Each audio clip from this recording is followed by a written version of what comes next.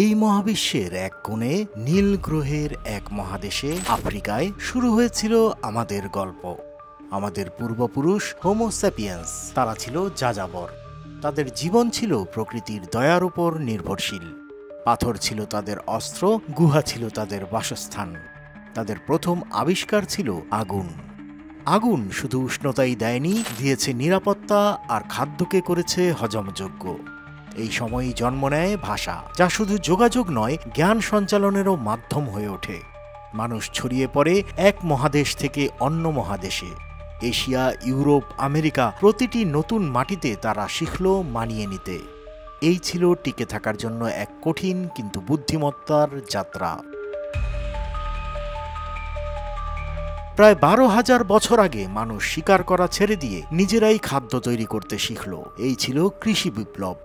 নদীর তীরবর্তী উর্বর ভূমি, যেমন মেসোপটেমিয়া, টাইগ্রিস ও ইউফ্রেটিস নদীর মধ্যবর্তী যে ভূমি বা নীল নদ উপত্যকা, স্থায়ী বসতি স্থাপনের কেন্দ্রবিন্দু হল। খাদ্যের নিশ্চয়তা এলো, জন্ম নিল জনসংখ্যা বৃদ্ধি।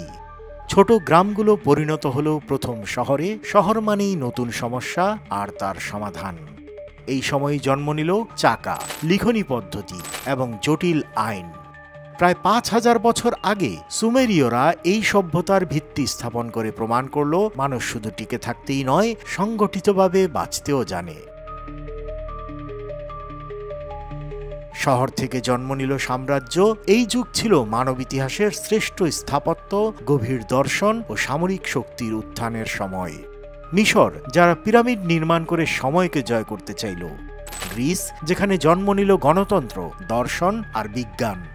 রোম, সামরিক শক্তি আর প্রকৌশলের মাধ্যমে ভূমধ্য সাগরের একচ্ছত্র অধিপতি। তারাই আমাদের দিয়েছে সড়ক, আইনের ধারণা এবং সাম্রাজ্য পরিচালনার জটিল কাঠামো। একই সময়ে চীনে তৈরি হচ্ছে পৃথিবীর দীর্ঘতম কাঠামো, চীনের মহাপ্রাচীর। ভারতে রচিত হচ্ছে মহাকাব্য আর জন্ম নিচ্ছে বৌদ্ধ ধর্ম ও জৈন ধর্মের মতো মহান দর্শন। কিন্তু প্রতিটি সাম্রাজ্যেরই আছে তার নির্ধারিত আয়ুষ্কাল। অতিরিক্ত বিস্তৃতি, অভ্যন্তরীণ দ্বন্দ্ব আর বাইরের আক্রমণ। রোমান সাম্রাজ্য ভেঙে পড়ল, পৃথিবী প্রবেশ করল এক নতুন, কিছুটা অন্ধকার যুগে। ইউরোপ যখন মধ্যযুগের অন্ধকারে, তখন ইসলামী সভ্যতায় শুরু হলো জ্ঞানের স্বর্ণযুগ। গণিত, জ্যোতির্বিদ্যা, চিকিৎসা, হাজার বছরের প্রাচীন জ্ঞানকে শুধু সংরক্ষণই নয়, তারা তাকে আরও উন্নত করল। আলজেব্রা আর ক্যালকুলাসের মতো ধারণা জন্ম নিল। এ ছিল ধর্মীয় সংঘাতের যুগ, যেমন ক্রুসেড। আবার এই সময়ে ইউরোপে গড়ে উঠল প্রথম বিশ্ববিদ্যালয়গুলো। এরপর এলো এক বিশাল পরিবর্তন। 1400 থেকে 1500 শতকে ইতালিতে শুরু হলো রেনেসাঁস। লিওনার্দো দা ভিঞ্চি আর মাইকেল অ্যাঞ্জেলোর মতো প্রতিভা মানবতাকে নতুন করে সংজ্ঞায়িত করল। মানুষ ধর্মীয় অনুশাসন থেকে বেরিয়ে এসে যুক্তি আর মানুষের সম্ভাবনা নিয়ে ভাবতে শুরু করল। এই সময়ই শুরু হলো অনুসন্ধানের যুগ।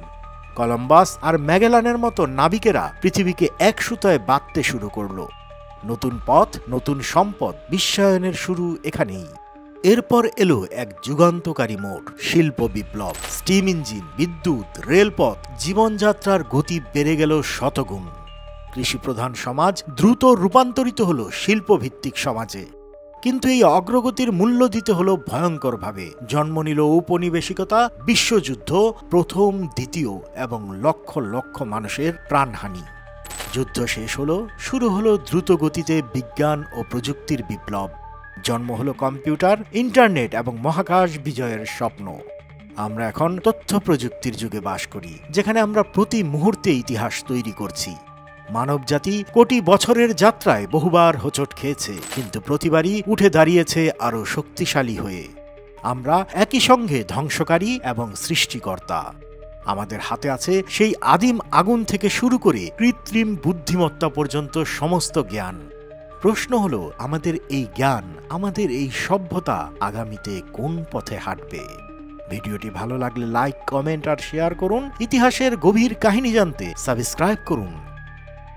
আন্তবাণী, বাংলায় সারা বিশ্ব।